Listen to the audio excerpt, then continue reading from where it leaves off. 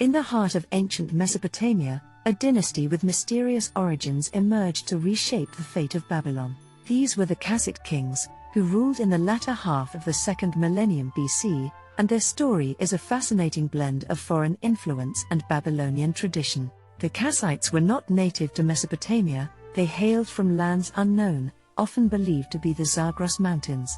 Their path to power in Babylon was anything but swift. Over a century, they meticulously consolidated their rule in Babylon, stabilizing a kingdom shaken by the fall of the first Babylonian dynasty. Interestingly, the Kassite rulers did not seek to upend Babylon's age-old traditions. Instead, they embraced and preserved them. They embarked on extensive construction projects, particularly the grand temples, and promoted agricultural expansion. Under their reign, Babylonian culture flourished and radiated across the Middle East. The Kassite period remains shrouded in mystery, primarily due to the scarcity of historical sources. What little we know is often based on royal donations stele known as kudurus, which describe royal acts, witnesses, and consequences for those who violated them. This dynasty's economic and social aspects remain elusive, save for these kudurus.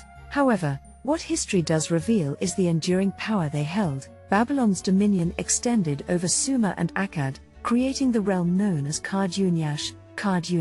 From the Kassites onward, any aspiring conqueror in Mesopotamia had to first conquer Babylon. What sets the Kassites apart is their remarkable stability. Unlike other dynasties characterized by a brilliant founder followed by decline, the Kassite rule was marked by enduring strength. Despite its long reign, this dynasty's era is a historian's nightmare, with few documented sources. Architectural and artistic remnants are scarce, found mostly at Dur-Kher-Galtsu, which houses the sole monumental complex of the Kassite period. But the most valuable clues come from texts, around 12,000 of them, primarily from Nippur. Shockingly, only about 20% have been published. These texts unveil the administrative and economic facets of Kassite Babylon, including those from Dur-Kher-Galtsu, and the city of Babylon itself. For a glimpse into the dynasty's political history, we turn to later sources like the Synchronic History and the P Chronicle, which narrate conflicts between Kassite and Assyrian kings. The inscriptions of the latter, rich in detail, offer vital insights into these wars. Moreover, diplomatic correspondence, including letters with Egypt and the Hittites, provide a deeper understanding of their interactions.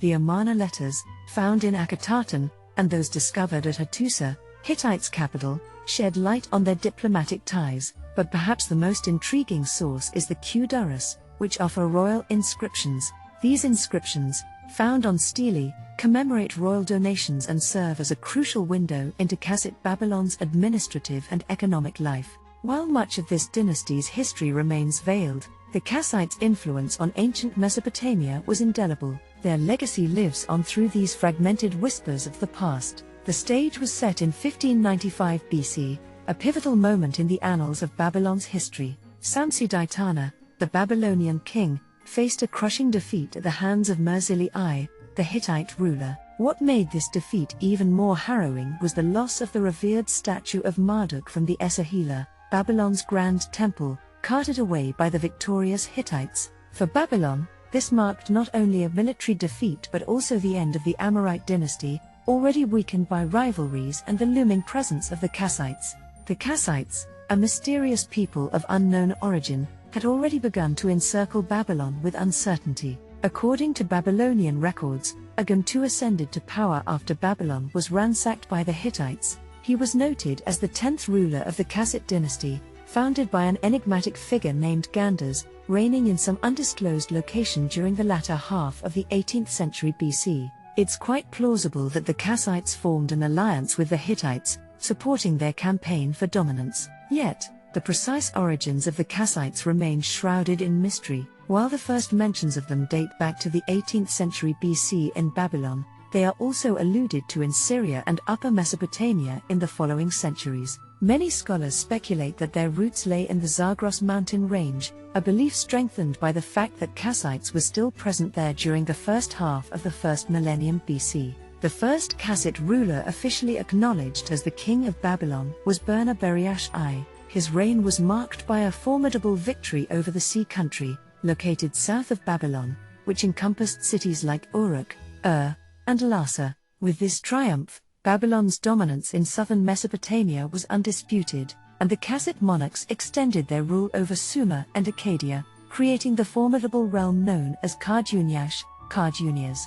It stood as a major power in the Middle East. The Kassite dynasty's territorial gains were modest, with the notable exception of Bahrain, then called Dilmun. Evidence of their rule was discovered in the form of a seal bearing the name of a Babylonian governor on the island. In the 14th and 13th centuries BC, during the zenith of the Kassite dynasty, Babylon's kings were esteemed equals of their counterparts in Egypt, Hatti, Mitanni, and Assyria. Diplomatic ties were forged, granting them the title Great King, Saru-Robu.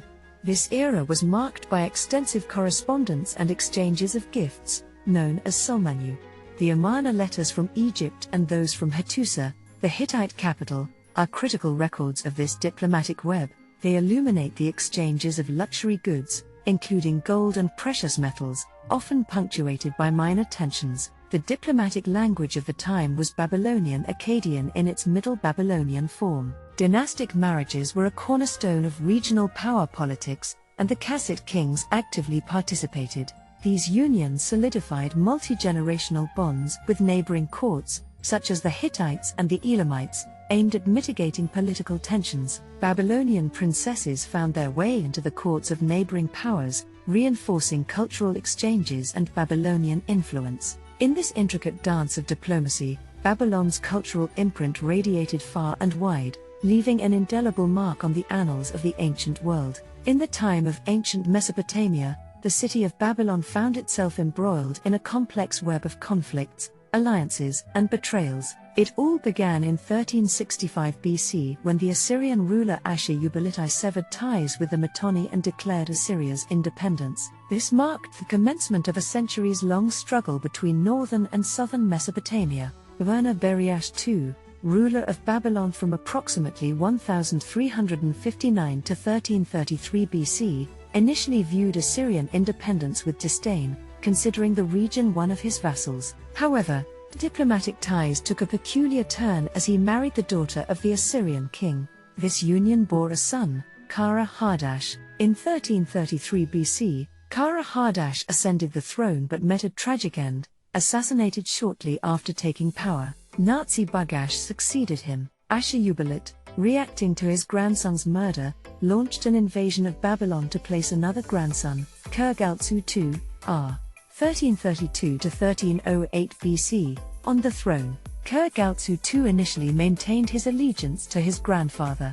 However, he later provoked the next Assyrian king, Enlil-Nahari, igniting a series of conflicts that spanned over a century. This tumultuous period culminated in the face-off between Kashtiliash IV, 1232 to 1225 BC, of Babylon and Tukulti-Ninurta I, approximately 1243 to 1207 BC, of Assyria. Tukulti-Ninurta I's invasion of Babylon left the city devastated, its capital sacked, and thousands deported. Yet, the situation grew murkier, as Assyria struggled to assert lasting dominance over Babylon. Tukulti-Ninurta, determined to establish his rule, even proclaimed himself king of Babylon. Conflicts persisted and escalated with the involvement of the Elamite king Kidin-Hutran, 1245 to 1215 BC, possibly in support of the Kassite kings through marriage ties. Kidin-Hutran ravaged Nippur and destabilized the rulers imposed by the Assyrians in Babylon, leading to a string of depositions until 1217 BC.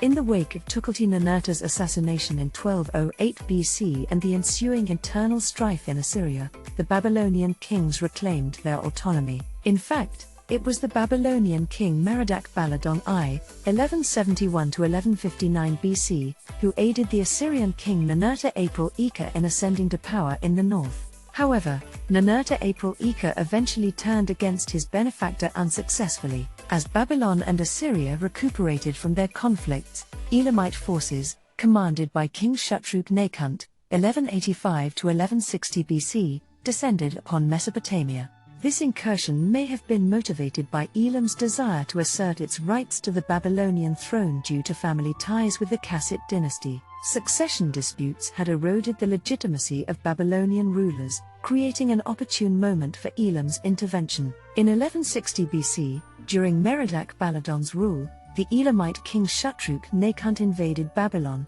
ransacking its major cities. This tumultuous period witnessed the transfer of several monumental pieces of Mesopotamian history to Susa, the Elamite capital. Treasures like the statues of Naram-Sin of Akkad and the Code of Hammurabi, along with various stelae, including Kassite Kudaris, were among the spoils. After years of resistance led by Kassite rulers, the final blow to the Kassite dynasty fell in 1155 BC when the Elamite king Kutir-Nakhunte III seized power and carried the statue of the god Marduk to Elam as a symbol of Babylon's submission. The Kassite dynasty, which had once ruled Babylon for centuries, faded into history's shadow.